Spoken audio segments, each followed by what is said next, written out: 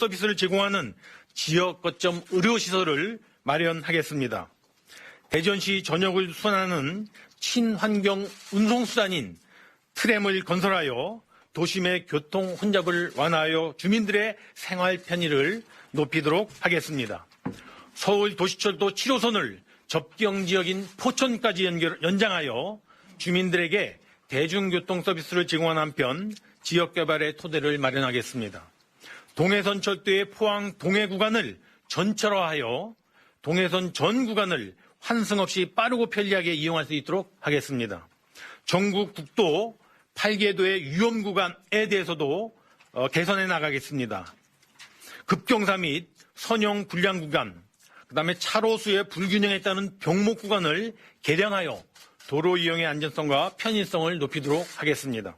마지막으로 국가 균형과 지역 경제에 기여할 수 있으나 사업 타당성에 대한 점검이 추가적으로 필요한 사업은 신속히 예타 조사 대상 사업으로 선정을 하였습니다. 제천 영월 고속도로 사업, 문경 김천 철도구축 사업, 경전선 전철화 사업은 예타로 선정하여 착수하고 사상 해운대 민자 고속도로는 민자 적격성 조사를 종사 대상 사업으로 선정하여 신속히 추진하겠습니다. 존경하는 국민 여러분, 프로젝트 추진에 따른 재정 부담 등에 대한 국민 여러분들의 우려도 잘 알고 있습니다. 정부는 지자체에서 신청한 총 68조 7천억 원 규모를 엄정한 기준에 따라 면밀히 검토하여 24조 1천억 원으로 조정하여 발표하게 되었습니다. 오늘 발표된 23개 사업은 최대한 2029년까지 연차적으로 추진됩니다. 앞으로 10년간 연평균 1조 9천억 정도의 국비가 소요되어 2019년 정부 재정 규모 470조 원과 비교해 볼 때 중장기적인 재정 운영에 큰 부담이 되지는 않을 것으로 전망이 됩니다. 아울러 국가재정운용계획 수립 과정에서 정부는 지출구조개혁 등 재정혁신 노력을 배가하여 재정 부담을 최대한 흡수해 나가도록 하겠습니다. 예비 타당성 조사로의 흔들림을 우려하는 목소리가 있습니다. 예비 타당성 조사 제도는 99년도 도입한 이후 그간 재정의 효율적 운영에 많은 기여를 하였고 앞으로도 계속 보완 발전시켜 나갈 것입니다. 근본의 예타 면제는 수도권과 비수도권의 격차가 심화되고 있는 현 상황을 타개하기 위하여 국가재정법에서 정한 범위 내에서 제한적으로 추진하는 것이라는 점을 다시 한번 말씀드립니다. 정부는 효율적인 재정 투자를 위해 사업 효과와 비용을 객관적으로 분석하는 예비 타당성 조사 제도의 도입 취지, 정신, 원칙, 기준을 존중하며 이 제도의 틀을 앞으로도 유지 발전시켜 나갈 계획입니다. 이어 그간의 운영 과정에서 나타난 미비점을 보완하기 위하여 예타 제도의 평가 항목의 조정, 예타 수행 기간의 다원화, 조사 기간의 단축 방안 등을 검토하여 금년 상반기 중에 예비 타당성 제도의 개선 방안을 마련하여 발표하도록 하겠습니다. 존경하는 국민 여러분, 오늘 발표한 국가균형발전 프로젝트는 지역의 자립적 성장을 위한 기반을 확충하여 지역에 사람과 기업이 모이고 활력을 높여 지역을 살리기 위한 것입니다. 정부는 이어서 진행되는 사업계획 적적성 검토를 보다 촘촘하게 수행하고 사업 추진 과정상의 사후 관리를 철저히 해서 국민 세금이 낭비되지 않도록 최대한 노력하겠습니다. 그러나 정부의 노력만으로는 지방을 살리기에 부족할 수 있습니다. 지역의 노력과 함께 국민 여러분들의 관심이 매우 중요합니다. 지자체와 지역 주민, 국회, 국민 여러분의 적극적인 관심과 이해, 협조를 요청드립니다. 국가균형발전 프로젝트가 국민 모두가 어디서나 골고루 잘 사는 나라의 초석이 될 수 있도록 최선을 다하겠습니다. 감사합니다. 지금부터 기자단 질의응답 시간을 갖도록 하겠습니다. 질의하실 기자는 손을 들어주시기 바랍니다. 그리고 제가 지목하면 소속과 이름을 말씀해 주시고 마이크를 사용해서 질문해 주시기 바랍니다. 연합의 이율 차장님. 연합뉴스 유입니다. 어디 계시죠? 두 가지 질문 드리겠습니다.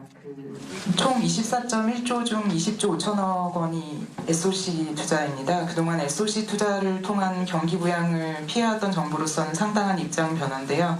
입장 변화 배경과 SOC 투자 확대를 통한 경기 부양 효과는 어느 정도로 보고 계신지 한 가지 하고요. 그다음에 지역 안배와 관련해서 결국 서울을 제외하면 뭐 경기, 인천 포함해서 하나 이상씩 사업을 다 하나 이상씩 돌아간 셈인데 그 시도별로 가는 돈의 액수 차이가 있습니다.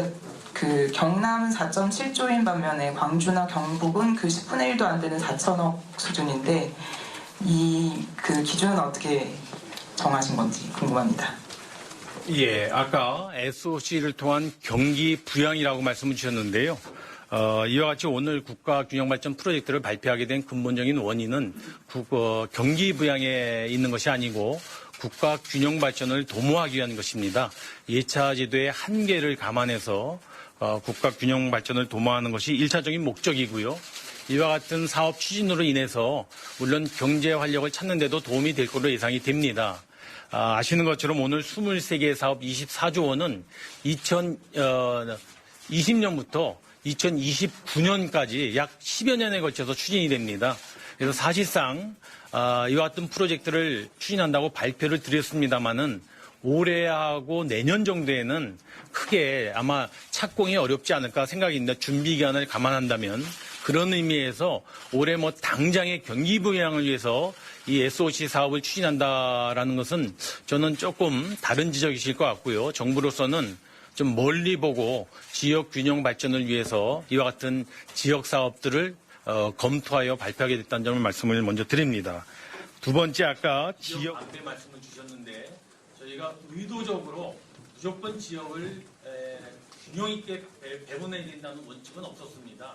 그래서 사업 비용도 일률적으로 다 맞추려고 한 건 아닌데 다만 사업에 따라서 경남에 있었던 그 내륙철도 같은 경우는 4조 7천억이지만은 이거는 경북하고 경남하고 같이 연결되어 있는 사업입니다. 특정 지역에만 관련된 사업이 아니고요. 그리고 제가 기준을 말씀드릴 때 두 개의 시도와 연결되어 있는 기간망 사업에 중점을 뒀다고 했는데 그러한 측면에서 이해를 해주셔도 좋겠고요.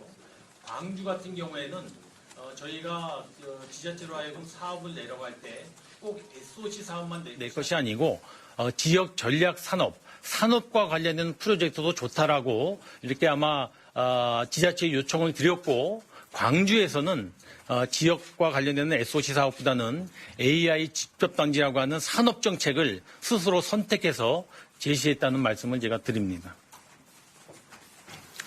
예, 다음 질문 한겨레 정은주 차장님.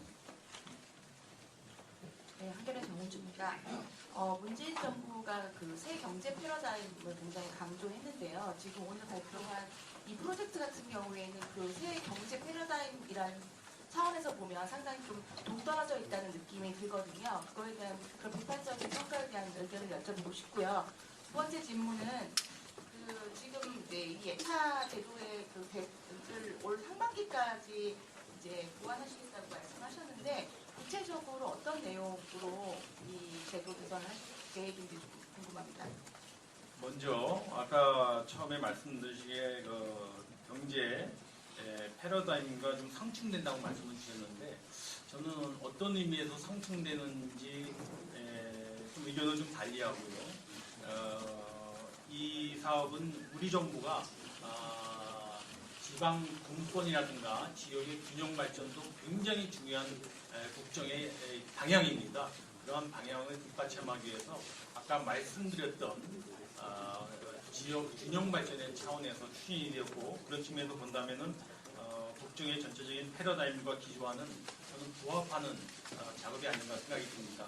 다만 일각에서 SOC 사업이 추진되면서 지나치게 SOC를 통해서 경기 부양을 하려는 것이 아니냐는 지적이 있는 걸로 알고 있습니다. 제가 아까 말씀드렸던 것처럼 올해와 내년에는 거의 건설 사업이 이루어지지는 않을 것 같습니다. 되게 준비 기간이 필요하기 때문에 그래서 당장에 1, 2년의 경기 부양을 앞두고 이 작업이 추진됐다기보다는 10여 년의 안목을 보고 사업을 추진했다는 점을 좀 이해해 주시기를 부탁드립니다. 예, 다음 질문 받겠습니다. 조선비제 주기덕 기자님. 네, 조선비제 조기중입니다.